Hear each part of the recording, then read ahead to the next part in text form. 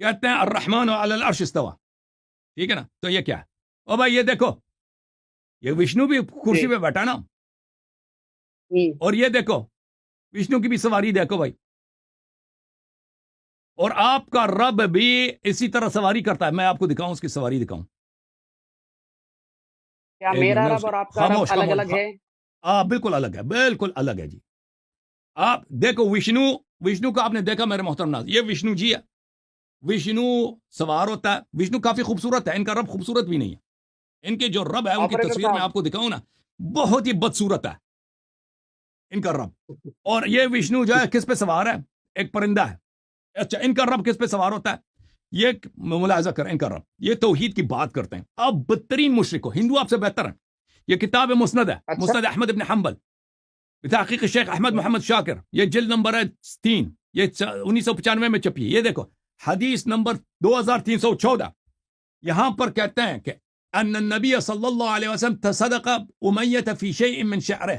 نبی صلی اللہ علیہ وسلم نے امیہ کے ایک شعر کی تصدیق کی. وہ شعر کیا ہے؟ رجل وثور تحت رجل یمینہ. اللہ میاں، ان کا رب جو ان کا وشنو جی، وہ بیٹھتا ہے، اس کے ایک پیر کے نیچے گائے ہوتا ہے. حملۃ عرش، حملۃ عرش جو ہے، وشنو جو ہے نا ایک خوبصورت سا پرندہ ہے، گائے ہوتا ہے ان کے نیچے، ان کے دائیں پاؤں کے نیچے گائے ہوتا ہے. والنصر اور رجل وثور، ایک پیر کے نیچے ایک آدمی ہے، دوسرا کیا ہے؟ دوسرا گائے ہے. والنصر للأخرى، اور ایک شاہین ہے، عقاب ہے بائیں والے پیروں کے نیچے. ولیس مرصد، اور ایک شیر ہے، اور ایک شیر. ان کا رب دیکھو، یہ وشنو جب بیٹھتا ہے نا، وشنو چلو اس کا ایک پہ بیٹھا ہے، ایک پرندے پہ، لیکن ان کا رب کس طرح ادھر ادھر اس کے حمل جو ہے، اس کے عرش کو اٹھا کے کون جا رہا ہے؟ ایک آدمی کی شکل ہے، ایک گائے ہے، ایک